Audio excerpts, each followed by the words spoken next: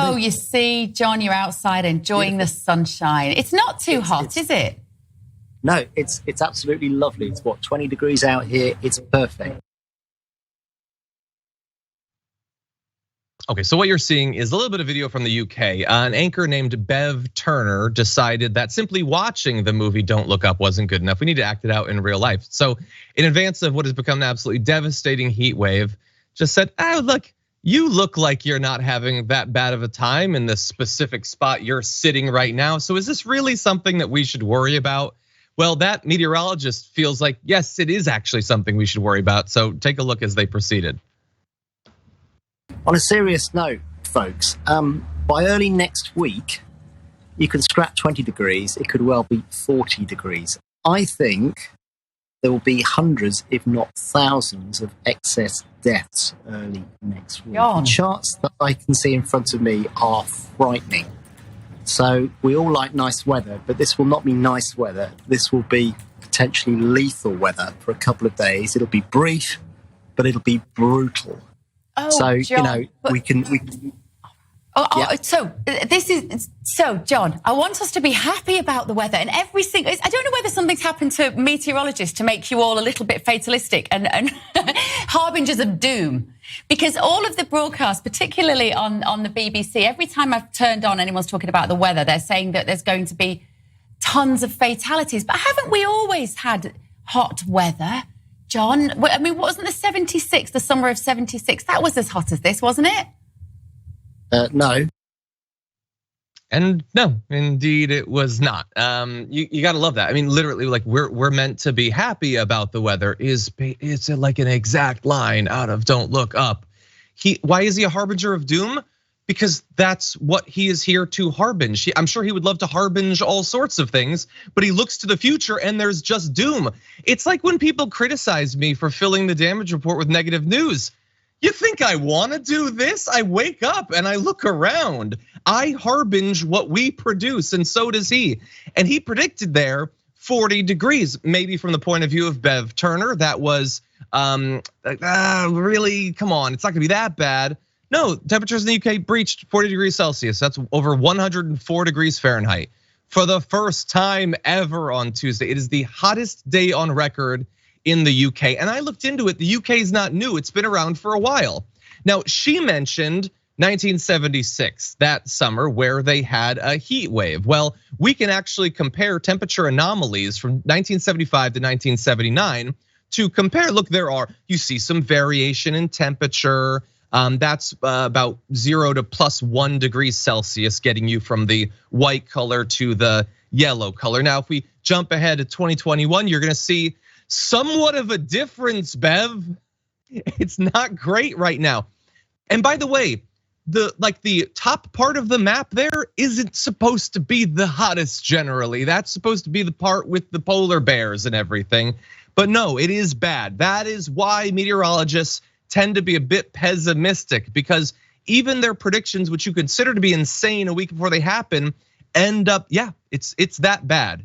Record-breaking heat, not just in the UK. It's happened in Japan and China over the past week or two as well. But Jessica, like, he's there to provide accurate information. He's there to get people ready for this. And then these hosts, these news actors, just won't allow it. They don't like to be depressed, I guess.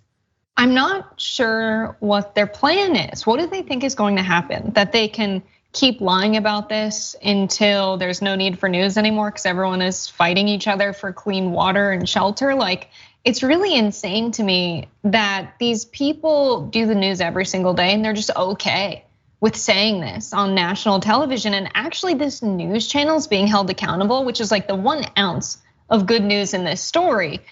So Great Britain News, GB News, where this interview happened on, they're owned by another like Australian very wealthy person, kind of like Rupert Murdoch, but their name is like Angelos, and it's a Greek Australian person. But he's under hot water right now with the public. They started this campaign, Stop Funding Hate, and it's because he allows climate deniers on the news channel. He allows people to go on and say terrible things about transgender people. There's rampant racism on the news channel.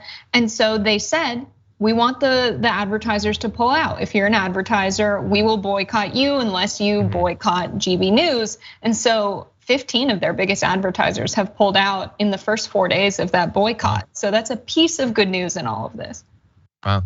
Yeah, no, actual consequences. I mean, look, what she said wasn't, it's, unacceptable. Like, you should, if you're gonna be broadcasting to so many people, you should understand a little bit of what the climate conversation is about. But it wouldn't even hit like the top 20 worst things said on Fox in a given day, and they can say whatever they want and there's no consequences whatsoever. So very different countries in two ways. One, they have consequences for saying insane things, and also their country is on fire right now. Anyway, it is really bad. I want to give people a little bit more of what that meteorologist had to say, this time I believe focusing on extreme weather events. We are seeing more and more records, more and more frequently and more severely. So yeah, some people always hark back to the summer of '76, which was a freak event 40 odd years ago, over 40 years ago. But heat waves are becoming more extreme. This is yet another one which is coming down the tracks towards us. And I don't think we should be too light-hearted about the fact that many are going to die early next week because of the heat.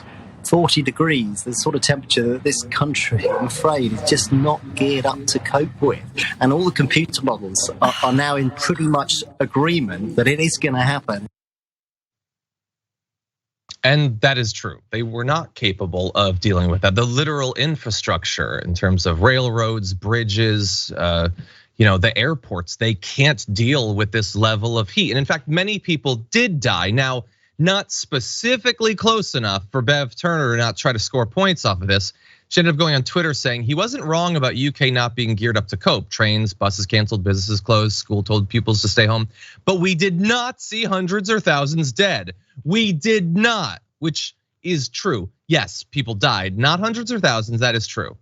Except that thousands did die, just like over the channel in Europe, very close by. And maybe the fact that it happened there, not in the UK, maybe it'll never happen there. But this is, I think, a learning opportunity. If you have to, as has been reported, wrap bridges in foil so that they won't crack, maybe you should start to worry. If the country isn't capable of dealing with this heat, a country like the UK that has, I think I read 3% of the homes have air conditioning, maybe this is something to prioritize. Maybe what people need is not you to put a smiley face on the heat wave, but to put pressure on politicians to do something about it. And I get it, glass houses, I live in the US and we've got, Joe Manchin and everything. But I don't know, Jessica, I feel like the need to double down when you've been proven to be wrong is just, it's all too common. Yeah, I don't understand what is going through these people's minds. Like I said, how can you expect to just report the news like the heat wave is this great time of tropical weather for people to enjoy and go to the beach and it's sunny and isn't that great? You look like you're having a great time out in the sun. He was so polite about saying, actually we can't be too lighthearted about this because it is very serious and we haven't seen temperatures as hot as these. I mean, just listen to what this expert is saying that's on the news channel and maybe go back and do some research afterwards and say like, okay, like thanks for your time, thanks for coming on. But doubling down is just incredibly unhinged. And it goes to show that this news network is playing the role of Fox News in the UK a little bit, but not nearly as bad, like you said, John. And they're already boycotting the advertisers or forcing the boycotters or forcing the advertisers to boycott the news channel and not advertise on there. And the campaign's called Stop Funding Hate, whereas Fox News, Rupert Murdoch is an owner of Genie Energy Company, and they regularly have climate deniers on that news channel. But in the UK, they get this one hint of it, a fraction of what we see on Fox News, and they're all revolting. I think just the comparison there is pretty interesting. In the US, we're much more tolerant of misinformation and hate. 100%. I do agree with you. Quite revolting though. Yeah, I mean, so many people died, and look, even after this, now we fast forward to we've seen the deaths, people literally dropping dead in the street, old people dying by the hundreds because the human body can't tolerate the conditions we're forcing it to go through. Wildfires all over Spain and Portugal, wildfires everywhere. Today she tweets, "I'm on GB News and I'm angry at all this heat hyperbole." It's still hyperbole. The guy was proven right.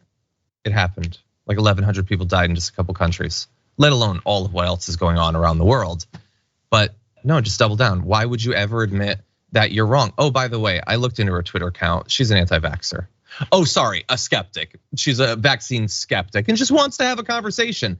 Look, again, as we've been saying, it might not be as bad as the version of her that exists on Fox News here, but it's the same sort of personality type. And being willing to admit when you're wrong, even when you being wrong contributes to untold human suffering, is just not a part of that type.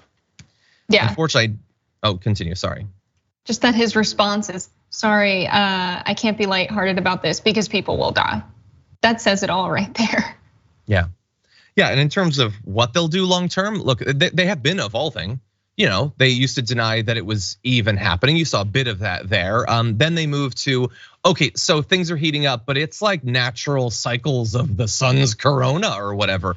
Then they finally admit that no, that's not actually it. It's us. And then they go to, having to be too expensive to do anything about it. Or is the onus really on us? Would we be able to do anything? Look, eventually it's going to be even more indisputable. And by that, I don't mean that conditions are going to get bad enough. They're bad enough right now.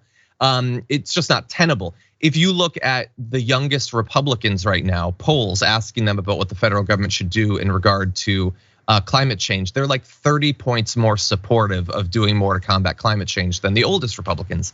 My issue is going to be that within 10 or 20 years, they are going to be on a daily basis using these horrific extreme weather events and the generalized inability of our society to function to push their fascist agenda. Like if you think that they're anti-migrant, if they're xenophobic now, wait until the resource wars are sending tens of millions of people streaming across all national boundaries. It is gonna get real dark, and climate change is gonna be a big part of that. But John, if we do something about climate change, our good air is just gonna go to China and then we're gonna get their bad air. So we can't do anything about climate change. Don't be ridiculous. If you missed it, I'm referencing Herschel Walker's speech recently where he said precisely that. 100%. He's gonna be a senator. He has a bad air theory. God, I think he's been breathing bad air. There's gotta be some explanation. I think all the football and the helmet,